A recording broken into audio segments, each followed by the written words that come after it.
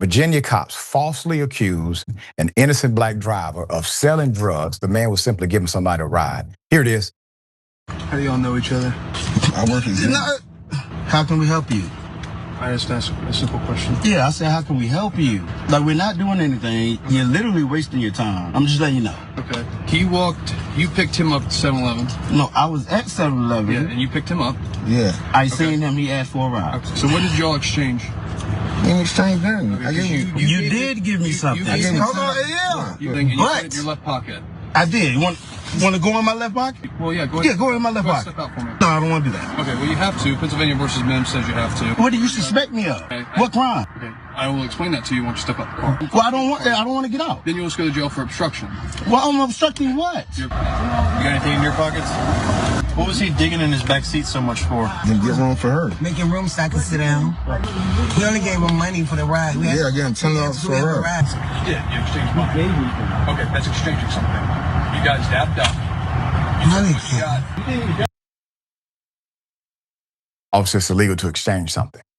Oh yeah, that's exchanging something.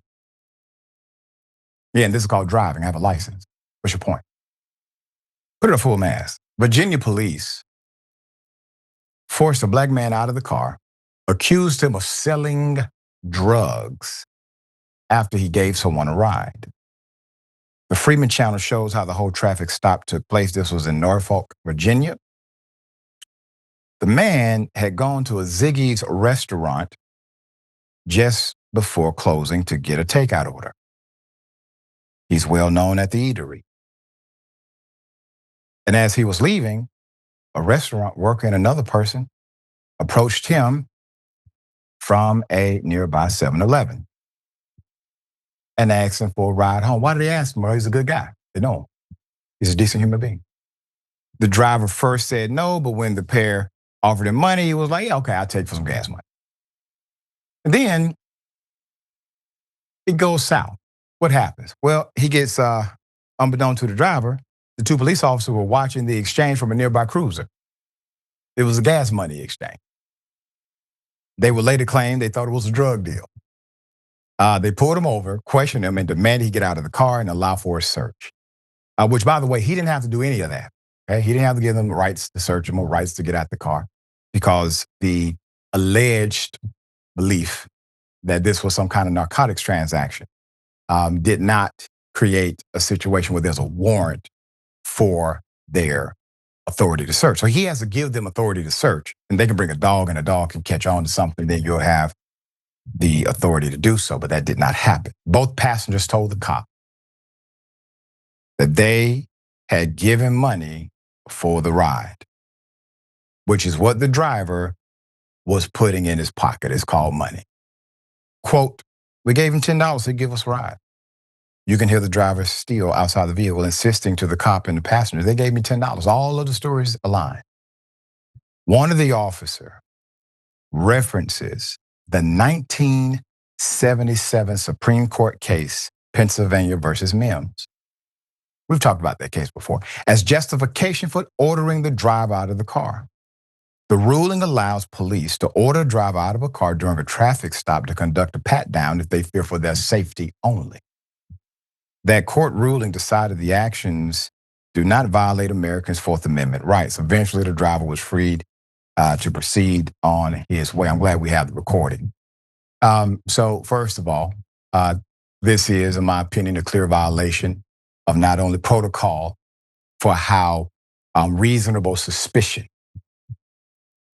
We ain't even at probable cause. You're at reasonable suspicion. You don't even have reasonable suspicion. You see somebody hand somebody money. If that was reasonable suspicion, every single one of us could be detained and questioned by law enforcement. Who hasn't handed somebody money or received money from another human being? So it's not reasonable suspicion. There is no probable cause. He has no evidence directing fact. And then he decides to basically threaten the man to give up his right not to be searched with arrest. Man says, I don't want to get out the car.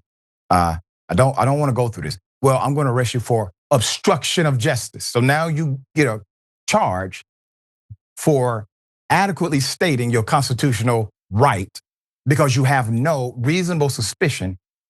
Not reasonable, it can't be suspicion. It has to be a reasonable suspicion. All right, Michael, I know you follow these kind of cases a lot, dear brother. You go and you dissect them. Handing somebody money, you don't even have the prerequisite of a known drug area to go. No, of course, and reasonable suspicion in this case, and I'm just going to say it is that's what a lot of police will say instead of racial profile. Right? They will say reasonable suspicion. That's like saying I was suspicious because you were black, and there's no other way to state it than that. The other thing is, Mims is such a false flag here because Mims talks about officer safety. We just saw the video. There was never a moment where that officer's safety was threatened. Ordering him out of the car, his safety wasn't threatened. If he were to interpret that the man did not want to reach into his own pocket because he thought that maybe his own safety would be imperiled by it, not the officer's safety, then that's one thing. He could have, in a way, invoked some sort of Mims case. But Mims says that the officer's safety has to be in some kind of peril. And that didn't happen here at all. So it's just fishing for things because they made a mistake and they knew that they pulled this man over and racially profiled him. Yeah, and at that point, we've seen this time and time again, they start fishing for something so they can justify an arrest.